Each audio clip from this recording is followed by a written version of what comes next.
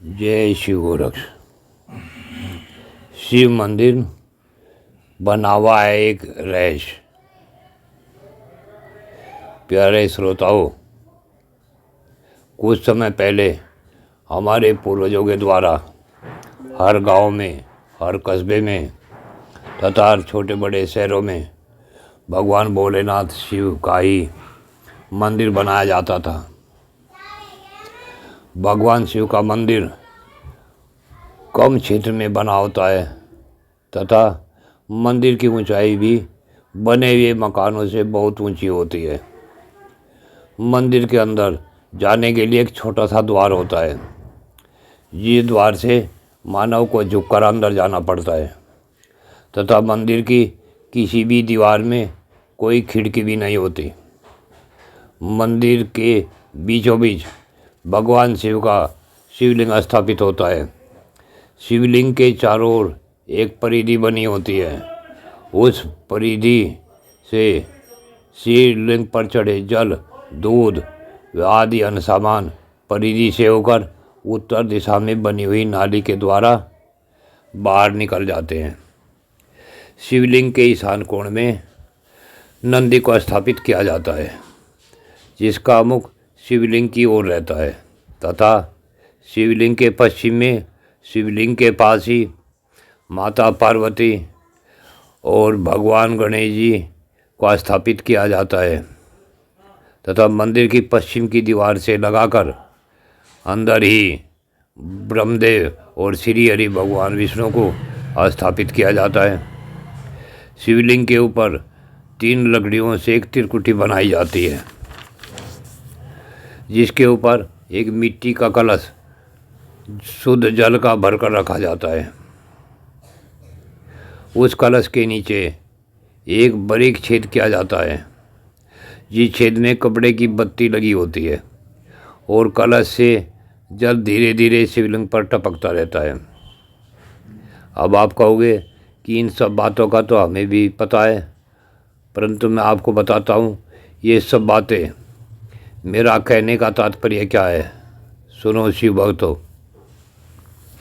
भगवान शिव के मंदिर की बनावट और सब देवी देवताओं के मंदिरों की बनावट से अलग होती है और सब देवी देवताओं के मंदिरों के द्वार बड़े बड़े होते हैं, परंतु भगवान शिव के मंदिर का द्वार छोटा क्यों होता है पता है आपको?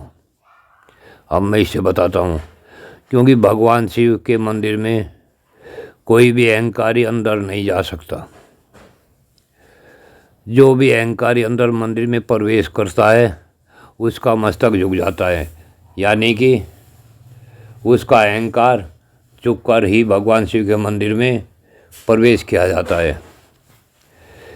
शिव मंदिर में प्रवेश करने के लिए अहंकार को मंदिर से बाहर ही छोड़कर मंदिर के अंदर प्रवेश करना पड़ता है।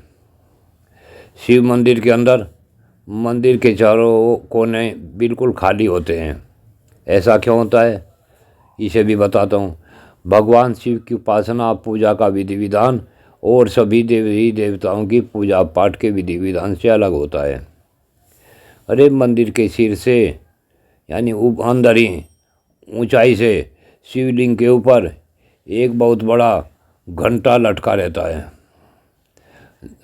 जो भगवान शिव के सिद्धपीठ मंदिर हैं, उन मंदिरों में मंदिर के अंदर गहरी शांति का अनुभव प्राप्त होता है और मंदिर में घंटे की ध्वनि जब होती है तो ध्वनि से ओम राम का एक काफ़ी देर तक शब्द कानों में सुनाई देता रहता है। अर्थात मंदिर के अंदर प्रभु भक्ति समय चल रही है। सिद्धपीठ मंदिरों में एक सांप शिवलिंग पर 3.5 चक्कर लगाकर स्थापित किया जाता है। अब सुनो शिव मंदिर का रहस्य क्या है। भक्तजनों, मानव शरीर की बनावट के आधार से ही भगवान शिव के मंदिर की ऊंचाई इतनी अधिक बनाई जाती है। मानव शरीर के अंदर मूलाधार चक्र, जो कि नाभि से नीचे होता है, उस मूलाधार चक्र को कुंडलिनी शक्ति 3.5 चक्कर लगाए वे सोई पड़ी है। मूलाधार चक्र की बनावट भी शिवलिंग के आकार की ही है। इस मूलाधार का देवता भगवान गणपति जी है, जिससे गणेश पूजा सर्वप्रथम होती है।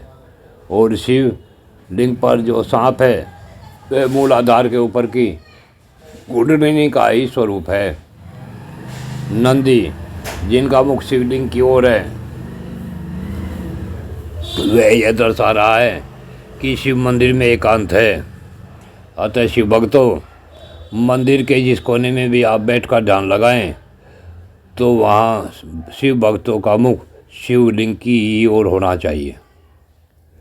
और जो त्रिकुटी लकड़ी की है वह दर्शा रही है कि जीव, प्रकृति और परमात्मा ही अजर अमर हैं, अर्थात ये तीनों सृष्टि शुरू से थे, अब भी हैं और हमेशा रहेंगे। अतः आगे बताता हूँ। मिट्टी का जो कलश जल से भरा रखा है वह दर्शा रहा है कि मानव शरीर के अंदर भी अमृत का भरा हुआ कलश रखा हुआ है।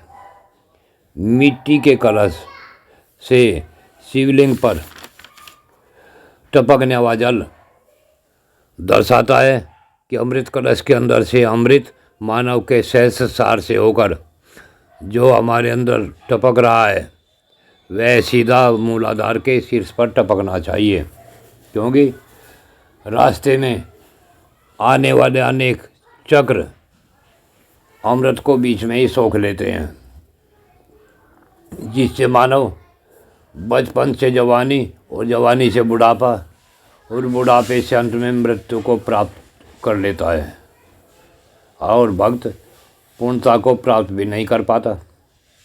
अतः शिव भक्तों, उस दयालु संसार सागर से पार करने वाले अपने इष्ट भगवान सदाशिव की कृपा को प्राप्त करने के लिए किसी समय के सद्गुरु से पूर्ण शांति प्राप्त करने का अनुभव प्राप्त करें।